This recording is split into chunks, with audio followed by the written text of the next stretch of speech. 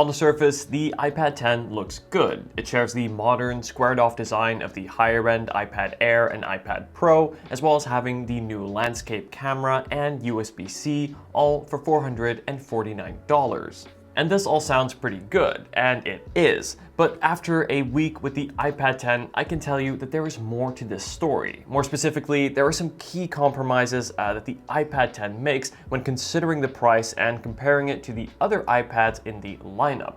Now, in this review, I want to share with you those compromises, as well as comparing the prices, and share with you why ultimately I think most people will be better off buying a different iPad in the current lineup.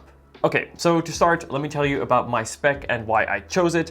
So considering this is the iPad 10, I decided to go for the base model, which will come with 64 gigabytes. I chose the Wi-Fi only version in this nice silver color. To its credit, the iPad 10 does come in some really nice, vibrant new colors, but I decided to go for something a little bit more subtle and something that would also age well over time. And then of course we have the 64 gigabytes, which is the base storage with the iPad 10. Now, 64 gigabytes is not a lot. I wish Apple would up this to 128 gigabytes, but my advice generally when it comes to storage is, depending on how you use your iPad, 64 gigabytes can be manageable.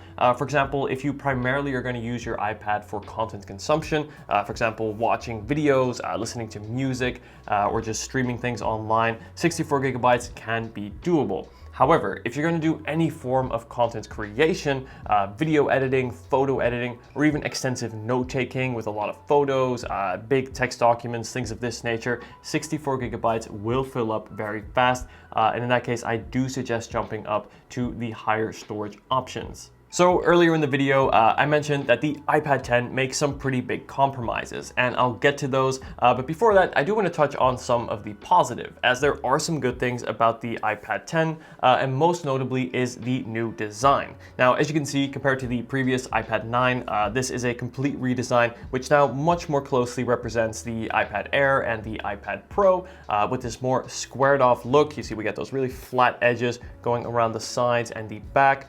As well as this, we get symmetrical bezels going all the way around the display, as opposed to having the home button on the front and those really thick forehead and chin bezels that we get on the iPad 9. Overall, I much prefer this design. Again, not only does it much better go with the iPad Air and Pro, it's also much nicer to use, as the bezels going around the display still create for a comfortable place to grip your hands, regardless of which orientation you're using the iPad in, but then at the same time are smaller, so you do get more screen space in the design.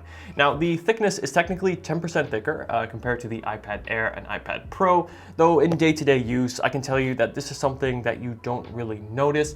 I think more importantly than that is the weight, and I'm pleased to say that the iPad 10 is very similar in terms of weight compared to the Air, which means it is still very comfortable to use in one hand and hold for extended periods of time. And then on the top here, we get Touch ID. Now, this is integrated in the sleep wake button. Again, very similar to the outgoing iPad Air. Touch ID is super reliable, fast and easy to use, and it is just as great here on the iPad 10. One tip I do have is when you're registering your fingers, I suggest registering multiple fingers to make it easier and more quick to unlock your iPad. For example, when you're using it in landscape mode, you can use your left index finger to quickly tap that. And then when you're using it in portrait mode, you can use your right index finger. That way, regardless of the orientation, you can quickly unlock your iPad.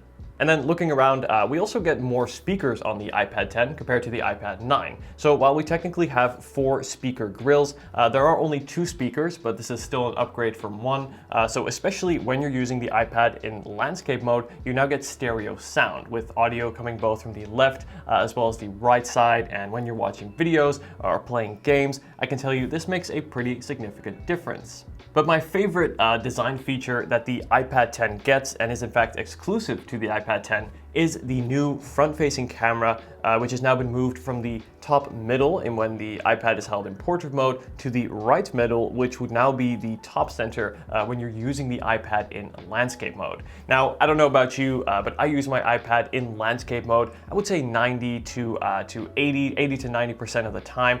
And for this, having the camera in landscape mode is just much better. And I'm honestly a bit disappointed that Apple haven't moved the camera to this position on the iPad Air and iPad Pro as well, as having it here just makes much more sense. Now, I typically use my iPad in the Smart Folio, so for that way, I'll have it propped up on my desk something like this, or when I'm using it with a keyboard accessory, it will always be in landscape mode. And what this means is in video calls, FaceTime calls, Teams, Zooms, your face is much more aligned with the camera as opposed to having it sort of looking off to the side. And I'll show you a on-screen example of what this looks like compared to the outgoing iPad Pro and Air compared to the iPad 10. You'll see that it just looks much more engaging and more natural on the iPad 10. And I really hope Apple can bring this new camera orientation to the rest of the lineup as well. However, this did lead to one possible compromise, and that has to do with the Apple Pencil. Now, I'll talk more about the compromises involving the Apple Pencil in a sec, but normally on the iPad Air and Pro, you can actually charge the Apple Pencil on the right side of the iPad, and it would just sort of magnetically attach. However, because we now have the camera there, it seems Apple is not able to incorporate the wireless charging, as well as the magnets required to hold the Apple Pencil, and this could be one of the reasons why the iPad 10 does not support the latest Apple Pencil. Again, more on this in a sec, but this may be why the camera is still in the other position on the Air and Pro. Let me know in the comments. I'd love to hear from you. What do you use your iPad for most? By the way, guys, if you are enjoying this video so far, a like on the video and a sub to the channel would be incredible. Okay, so we've talked about the design and what I like about the iPad 10, but now let's get to those compromises, as there are three big compromises that I really want to touch on, as I think these are very important to consider if you're considering buying the iPad 10 and comparing it to the rest of the iPad lineup. Now, the first big compromise has to do with the display. Now, the iPad 10 features a 10.9-inch rounded display, so you can see we get those rounded corners, as it is a liquid retina display, and this sounds pretty good. But there are two big issues with this display. And the first is there is no anti-reflective coating, and the second is that the display is not laminated. Okay, so first, let's talk about the anti-reflective coating. Now, this makes a pretty big difference on the overall viewing experience on the iPad, as of course, anything you're gonna do on the iPad is, well, gonna involve the display, and reflections have a big impact on how you see the display, or rather what you can see, especially when outdoors or in more brightly lit environments. For example, when using the iPad 10 outdoors compared to the iPad Air as well as the Pro, reflections from whether it be the sun, even clouds up above, or even lights, as you can see here in the studio, are much more apparent on the iPad 10, and this really does affect the viewing experience. And to add to that, the second complaint I have with this display, or the second big compromise really, is the fact that it is not laminated. Now, what this means is that there is a visible gap between the front glass that sits over the display and the display itself, as opposed to the iPad Air and iPad Pro, which do have laminated displays, much like the current iPhones or Macs, where you'll see there is basically no gap between the display and the glass, and you get a much more immersive experience where colors do look more vibrant, brighter, and overall, again, this helps minimize the reflections as well. So again, these two factors really have a big impact on the viewing experience. Now, I do want to put this into perspective, as the display on the iPad 10 is by no means bad. The issue is it's just much better on the iPad Air, which is very similarly priced, but more on pricing in a sec, and of course much better on the iPad Pro. For me, as a tech reviewer who's used all three of these iPads, it's just unfortunate to see Apple go out of their way and purposefully make a display that is worse for the iPad 10, as opposed to just using the same display as on the iPad Air. And this brings me to the second big compromise that you get with the iPad Air, and that has to do with the performance. Now, performance, of course, is important for two reasons. First is it determines how well or not well the device will perform today, but also longevity, right? How many years will this product last in terms of software updates and security updates and new features as well. So today, I would say the iPad 10 performs quite well. I can run multiple apps at a time, having them open in split view, something I love doing on the iPad makes it feel much more like a computer running two apps at once. For example, I'll have a document open on one side, a YouTube video, and then a website on the other to quickly take notes. And things like this run well on the iPad 10. However, when I do open up more bigger apps such as Lightroom, I really enjoy editing photos on my iPad. You do start to see it struggling, especially when you get many layers involved, working with raw photos. It won't exactly lag, but you can just tell there's more delay between selecting different options, and then especially when it comes to exports, things just aren't as smooth or as snappy as they would be on the iPad Air and iPad Pro, which do feature better desktop class processors. Speaking of the processors, the iPad 10 features the A14 chip, which is actually the same chip as from the iPhone 12. Now, this is a 3-year-old chip, and even though Apple's processors do get many years of software support, the fact that the newest iPad 10 starts off with a 3-year-old chip immediately limits the longevity that you're going to be able to get out of this product, especially when compared to the iPad Air, which has the M1 chip, which is that desktop class chip. Again, this is the same chip you're going to find in the iMac, which is much more powerful and also much newer, and especially when compared to the iPad Pro, which has the M2 chip, again, desktop class and even newer. So how long will the A14 chip last on the iPad 10? I would expect anywhere from 3 to 4 years of software support and updates. Now, this is not bad, but is significantly shorter when compared to the iPad Air, which again, with that M1 chip, I expect to get anywhere from 5 to 6 years, and the iPad Pro, which could get anywhere from 6 all the way up to 7 years of software support. So I think this is something to really consider when you're thinking about buying the iPad 10. Again, today it's going to perform pretty well, though again, I do see a difference between the 10 and the iPad Air, and again the Pro, when you're doing more heavier tasks. But more importantly than that is the longevity, as the iPad 10 is just not going to last nearly as long as the other iPads in the current lineup. And this brings me back to the Apple Pencil. Now, many people buy the iPad specifically to use with the Apple Pencil. The Apple Pencil is great for using things like photo editing, drawing applications, or even scribbling notes with handwriting. And the second generation Apple Pencil, the one I have here, is particularly great, adding new features and a much better way to charge and use as opposed to the first generation Apple Pencil.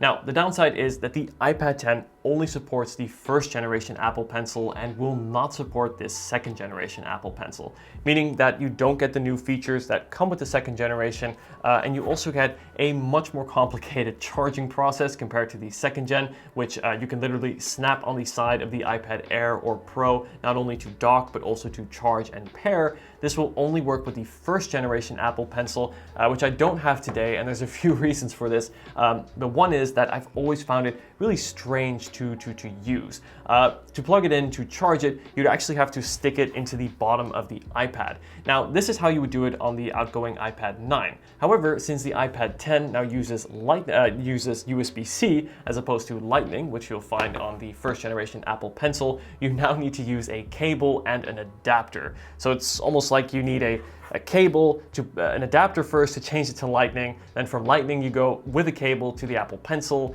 It's just a very disjointed way, I think, of using this technology. And I really wish Apple would have let the iPad 10 use the second generation Apple Pencil. I kind of understand that, yes, this new camera placement may have made it more difficult to incorporate the technology that's needed to dock the second gen Pencil, but perhaps they could have docked it somewhere else or found another way around this, as this is something that I think Apple, of all companies, could have found a way around if they really wanted to and didn't have, let's say, lots of first generation Apple Pencils left in stock that they wanted to get out.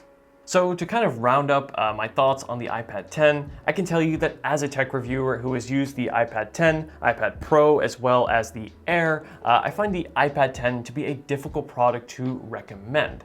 Now, had Apple priced the iPad 10 more closely to the $329 iPad 9, these areas of compromise wouldn't be as big a deal. But the reality is it's not. Coming in at $449, the iPad 10 is only $150 cheaper when compared to the iPad Air 5, an iPad that I think is a much better buy. As with the iPad Air 5, you get a much better display that is laminated and does have that anti-reflective coating. You also get much better performance with the desktop class M1 chip that will also last years longer when compared to the iPhone processor that's in the iPad 10. And then finally, you also get support for the second generation Apple Pencil, which is vastly better compared to the first generation Apple Pencil that the iPad 10 is limited to. And all of these reasons combined is exactly why I think the iPad 10 is a product that is difficult to recommend, and why I think most people will be better off buying the iPad Air 5, as it just gives you more features and better value and longevity for your dollar. Now, if you are looking for a budget-oriented iPad, I would actually still recommend the iPad 9, which Apple still sells, but at $329. While it does feature the older design, it is just hard to beat from a budget perspective. So anyway guys, those are my thoughts on the iPad 10. Let me know in the comments, do you agree or do you disagree? I'd love to hear your thoughts. And if you guys have any questions at all about the iPad 10 or any of the other iPads in the lineup, please leave them down below and I'd love to hear from you. By the way, I have also done a more thorough comparison video comparing the entire iPad lineup, again the Pro, Air, and the 10, which I'll leave linked at the end of this video if you guys want to see more about how these iPads compare. Thanks for watching guys, and I'll see you in the next video. Take care.